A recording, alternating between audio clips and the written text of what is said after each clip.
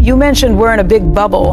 Can you elaborate on that, and how is this likely to play out? When you print money on the scale that modern nations are printing it, Japan, the United States, Europe, etc., we're getting into new territory in terms of size. There's never been anything quite like what we're doing now, and we do know from what's happened in other nations, if you try and print too much money, it eventually causes terrible trouble. And we are closer to terrible trouble than we've been in the past, but it may still be a long way off.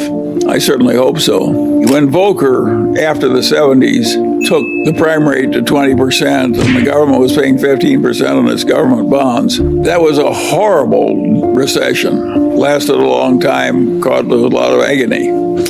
I certainly hope we're not going there again. I think the conditions that allowed Volcker to do that without an interference from the politicians were very unusual.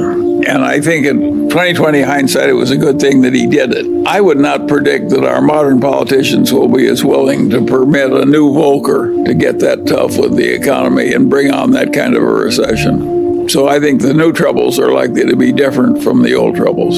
You may wish you had a Volcker-style recession instead of what you're going to get.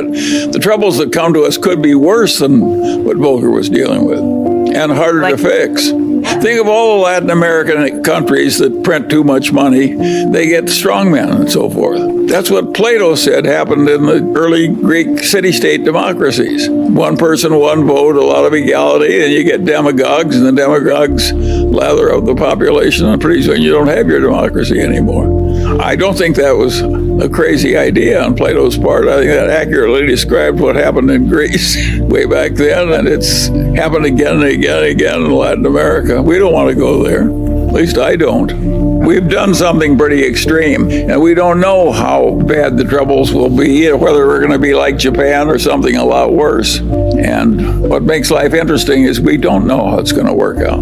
I think we do know we're flirting with serious trouble. I think we also know that some of our earlier fears were overblown. Japan is still existing as a civilized nation, in spite of unbelievable excess by all former standards in terms of money printing. Think of how seductive it is. You have a bunch of interest-bearing debts, and you pay them off with checking accounts, which you're no longer paying interest. Think of how seductive that is for a bunch of legislators. You get rid of the interest payments, and the money supply goes up. It seems like heaven. And of course, when things get that seductive, they're likely to be overused. If you stop to think about it, my way in life was not predicting little short-term differences between the Russell index and the Standard & Poor's index.